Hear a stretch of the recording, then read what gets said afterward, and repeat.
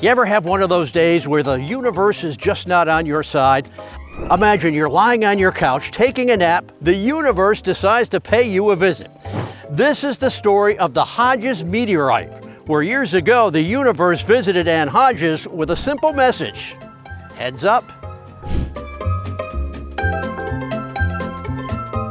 Ann Hodges, just minding her own business, catching some afternoon shut-eye, when out of nowhere, boom! It's not every day a rock from deep space decides to take a nap with you. I guess this is where you start making that joke about Chicken Little warning us about the sky falling, but Ann Hodges is the only proof. Give us a little bit of the story, how this unfolded. Was she sitting on her couch? Was she laying in her bed? The meteorite came through the ceiling. It hit her radio and ricocheted off the radio and hit her on the buttocks. She was quite traumatized by this. Golly, I don't know what the speed of that would have been come dropping out of the atmosphere. And the heat, I don't know, that's probably the reason it looks like not only a bruise, it looks like burn. If you're like me, you might be thinking, what exactly is a meteorite? Well, for the answer to that question, we go to my favorite meteorologist. Hello, boys and girls. This is James Spann here with something that's literally out of this world. Meteorites.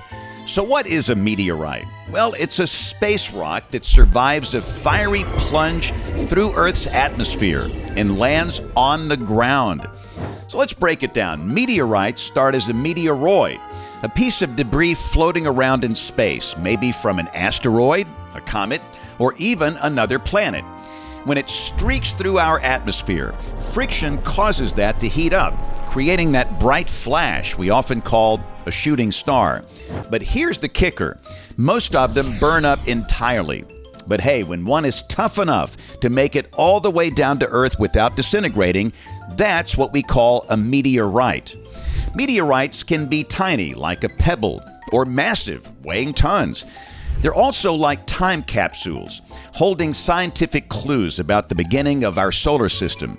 So if you find a strange-looking, heavy rock in your yard, you could possibly be holding a piece of the cosmos. Pretty cool, huh? So hey, keep looking up and watch out. You never know when the universe might drop in for a visit.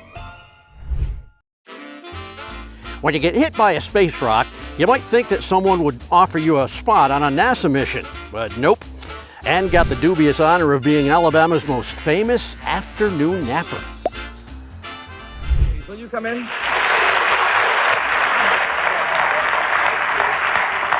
Sit in nice and close, please, and tell the panel what your name is and where you're from. Mrs. Hughes Hodges from Sylacauga, Alabama. Now, Mrs. Hodges, you whisper your secret to me. The folks at home would like to read it. But this was news all over the country. It was. Right. And it traveled through Sylacauga really fast because there were several people that saw it fall from the sky. So as the community started learning what had happened, they all drive over, parked on her street, and something people wouldn't do nowadays, they all paraded through her house. In the front door, looked at her in one room laying there, looked at the meteorite in the other room where it fell through. The meteorite wasn't there, but the hole in the ceiling, and out the back door. What were kind of the after effects for Mrs. Hodges after that? This was not something that she was wanting to do. This was not part of her life. No idea this was going to happen. She did not like all the attention that she got. She just seen it go away. But then they had to fight a court case because Mr. Eugene Hodges, this was big money for him, possibly, if this was going to happen. So they went to court. Mrs. Bertie Guy, she actually owned the house. So when the meteorite fell, Mrs. Hodges thought she owned the meteorite. Mrs. Bertie Guy thought she owned the meteorite.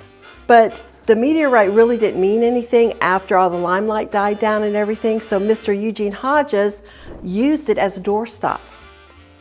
So unfortunately, Mrs. Hodges, did not like the limelight. She wanted her quiet life back. They were divorced several years later, and she was admitted to a nursing home. So it was not part of her future, but the attention that it has brought to her and to us, is really amazing.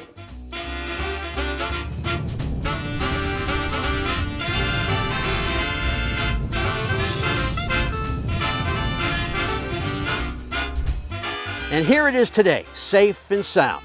Its days of causing all that havoc are over.